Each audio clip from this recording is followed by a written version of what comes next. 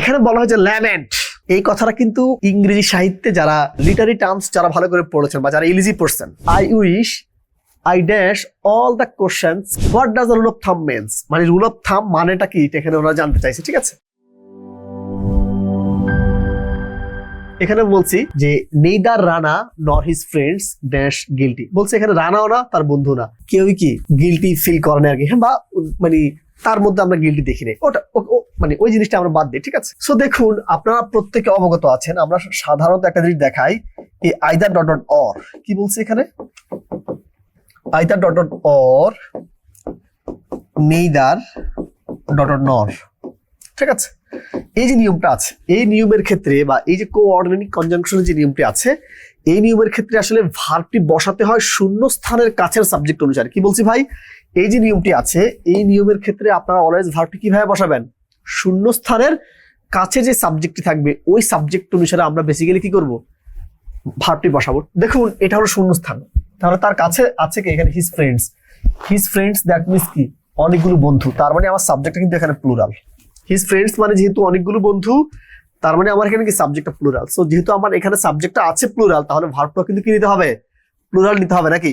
দেখুন আমরা জানি ইজ একটা সিঙ্গুলার ভার্ব, ঠিক আছে, ওয়াজ একটা সিঙ্গুলার ভার্ব, হ্যাজ একটা সিঙ্গুলার ভার্ব।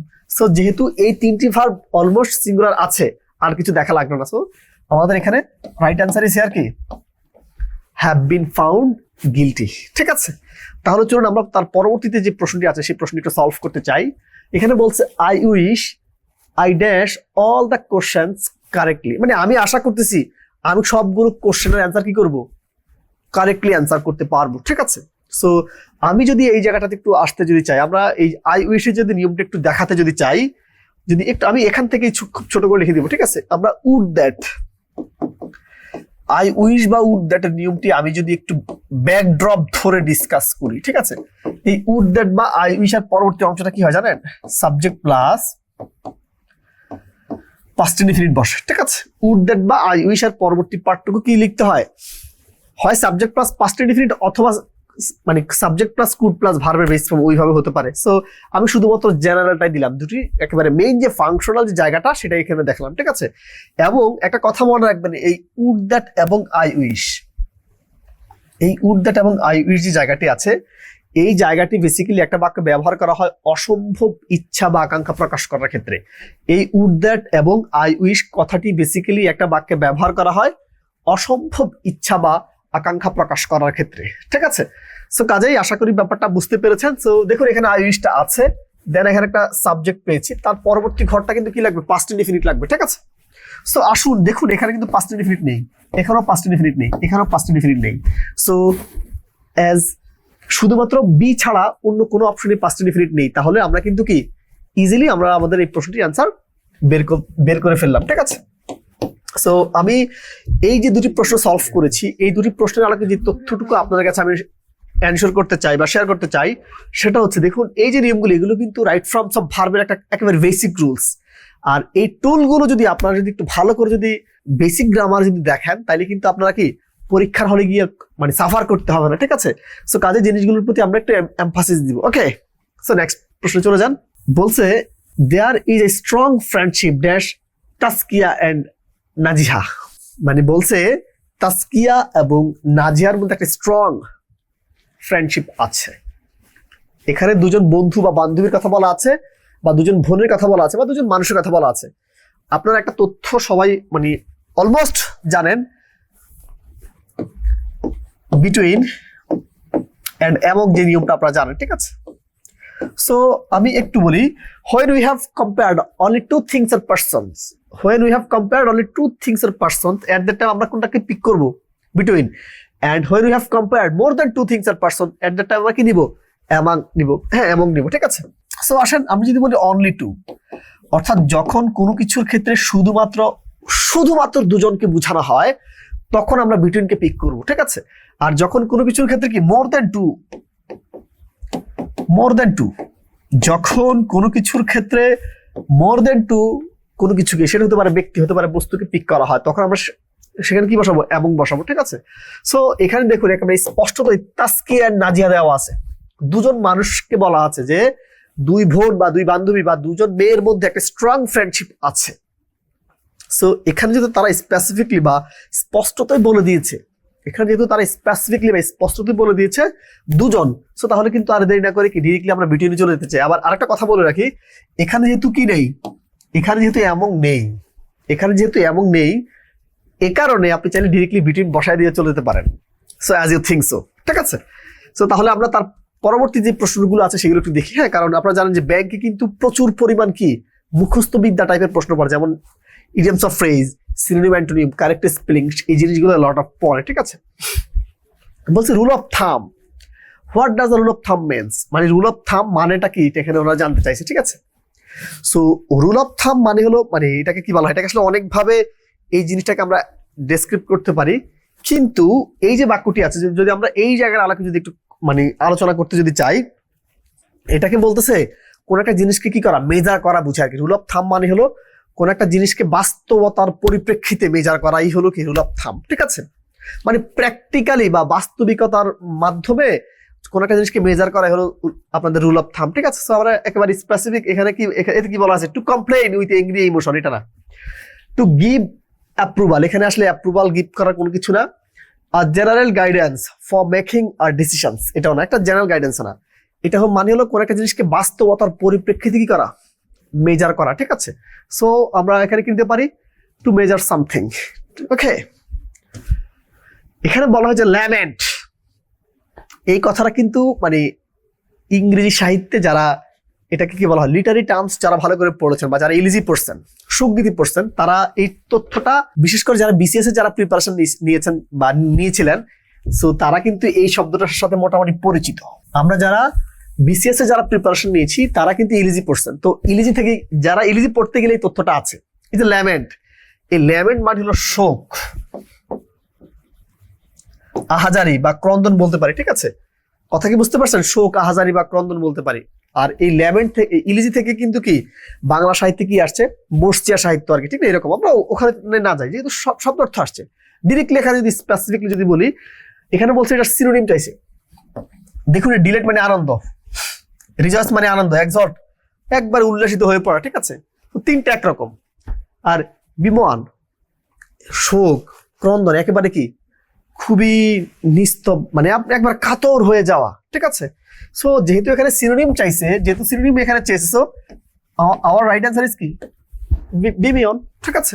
একটা কথা আপনাদেরকে আবার বলি, ধরুন আপনি যখন পরীক্ষার হলে যখন আপনি যাবেন, দেখবেন কোনো কারণে যদি আপনার এই উপরের যে প্রশ্নটি থাকবে, প্রদত্ত প্রশ্নের যদি অ্যান্সার যদি আপনার যদি কোনো কারণে মনে না থাকে, তখন আপনি যদি চান আপনি সেটাকে একটা কৌশলে সলভ করতে পারবেন। এই যে তিনটা, ধরুন আপনি এটা জানেন, উপরটা জানেন না, কিন্তু এইটা একরকম অ্যান্সার, এটা সরি এইটার অর্থ একরকম, মানে এইটা এইটা এটা তিনটা কিন্তু দেখতে একই রকম মনে হচ্ছে, তো তিনটার অর্থ যেহেতু দেখতে একই রকম মনে হচ্ছে, তার মানে উপরটা অ্যান্সার, ঠিক আছে।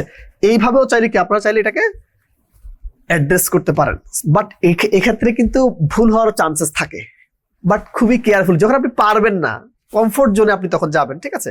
একেবারে শুরুতেই যদি সব কোশ্চেন যদি এইভাবে যদি করেন তাহলে কিন্তু হবে না, ওকে। নেক্সট বলছে একে ফজলুল হক, মানে আমরা যাকে বলি Shere Bangla, AK Fazlul Haque was the tiger of Bengal, ঠিক আছে। তাকে বলছে যে বাংলাদেশের মানে টাইগার, ঠিক আছে, ঠিক আছে। তাকে বলা হয় বাংলার বাঘ, ঠিক আছে। আপনারা জানেন যে বাংলার বাঘ কাকে বলা হয়, শেরে বাংলা একে ফজলুল হককে, ঠিক আছে। উনি অনেকগুলো কারণে বিখ্যাত, কিন্তু আমরা এখানে একটু আসতে চাই, এটা হলো ইংরেজি লিটারেরি টার্মসের একটা প্রশ্ন, লিটারেরি টার্মস থেকে দেওয়া হয়েছে। সো বা এটাকে ফিগার অফ স্পিচ অনেকে অ্যাড্রেস করে থাকেন, যেটাই বলুক না কেন। সো এখানে বলছে, দেখেন এখানে একটা ব্যক্তি একে ফজলুল হক, মানে অনেক বড় পলিটিশিয়ান আমাদের এই অঞ্চলে, ঠিক আছে। সো এই একজন ব্যক্তিকে টাইগারের সাথে কম্পেয়ার করছে, বাট কিন্তু এখানে কিন্তু কম্পারিজনের কিন্তু কোনো ওয়ার্ড নাই। একটা ব্যক্তি যাকে টাইগারের সাথে কম্পেয়ার করছে, বাট এখানে কিন্তু কি নাই, কম্পারিজনে কোনো ওয়ার্ড নাই। এই কারণে এটাকে আমরা কি দিতে পারি, তার জন্য আমি একটু বিস্তারিত ভাবে একটু পড়াতে চাই। একটু আসেন সিমিলি আর মেটাফোরটা কি, যেহেতু মোটামুটি কাছাকাছি দুইটাই। দেখুন সিমিলি মানে হলো উপমা, ঠিক আছে।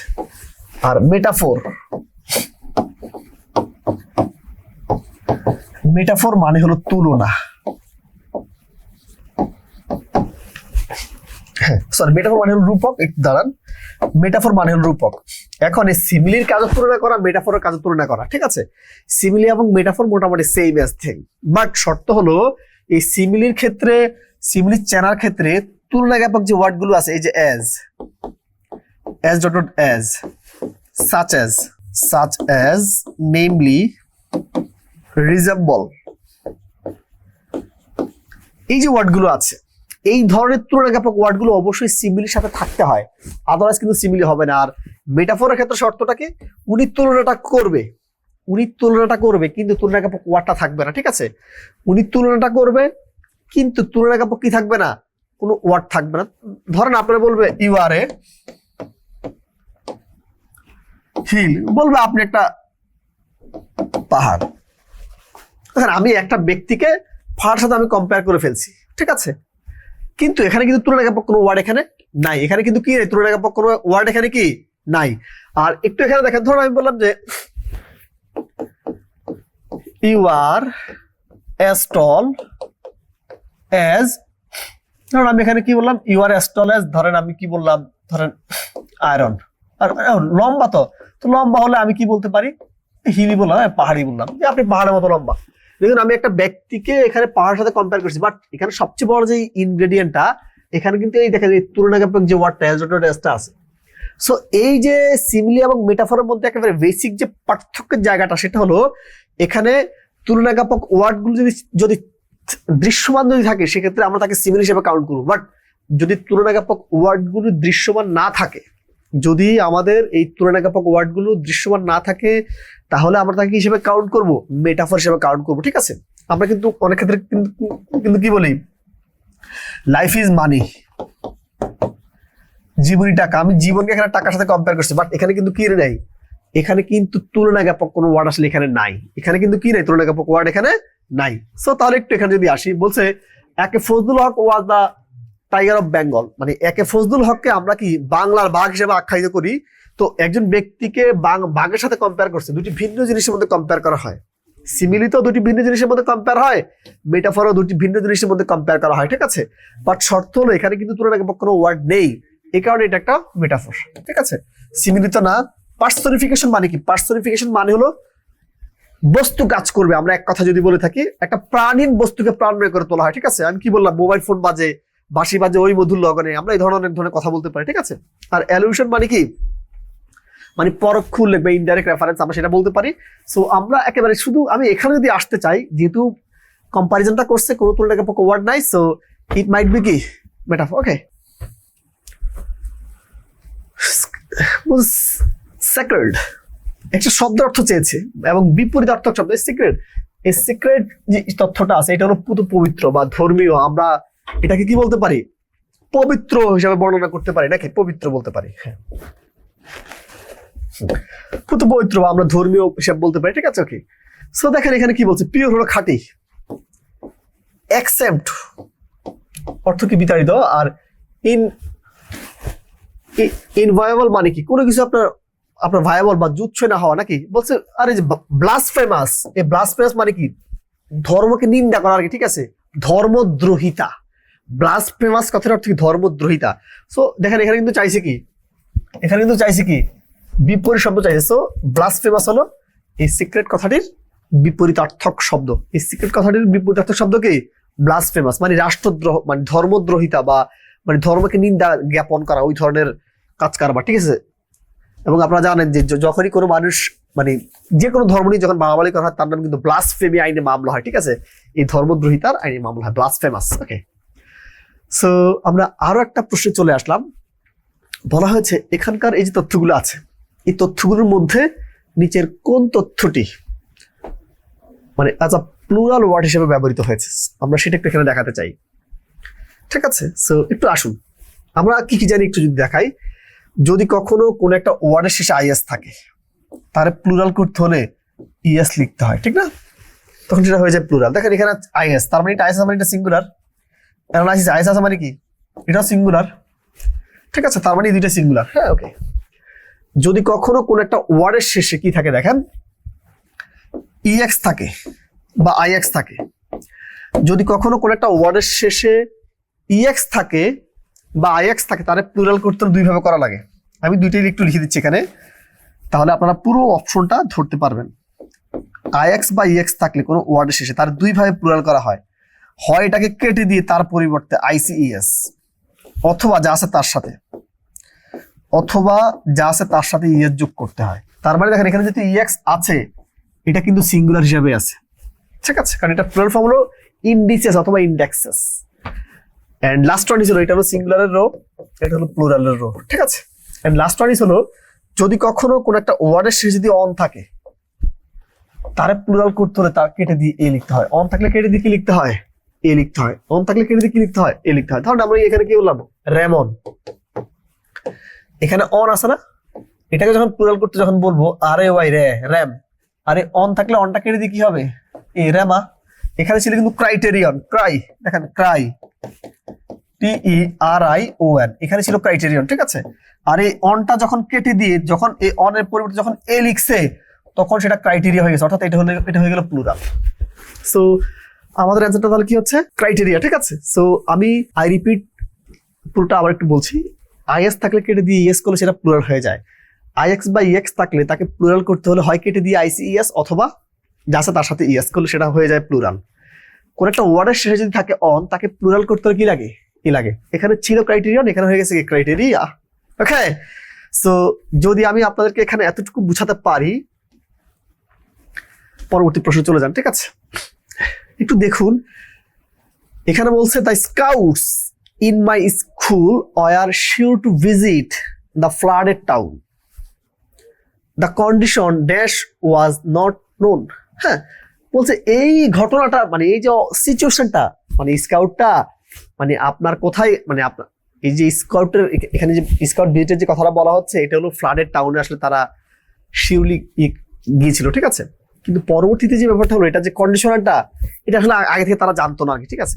তো আগে থেকে যেহেতু জানতো না, এখন এখানে একটু দেখুন, প্রথমত এটা যেহেতু কন্ডিশন, একটা বস্তু, সরি হ্যাঁ, এটা যেহেতু বস্তু কন্ডিশন, তো অবশ্যই এটা কি লাগবে? বস্তুবাচক ওয়ার্ড লাগবে, ঠিক না। আমরা জানি বস্তুর পরিবর্তে ব্যক্তির পরিবর্তে হয় হুজ, দ্যাট তো বস্তু যেতে অবশ্যই হুইচ লাগবে, ঠিক আছে। এতটুকু আপনারা মোটামুটি অ্যানসিওর থাকেন।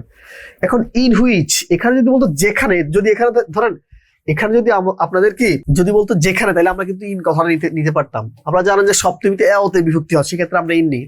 ইন হুইচ যেখানে যদি বলতো, বা ইন হোয়ার হলো আপনার ইউজ করতে পারতেন।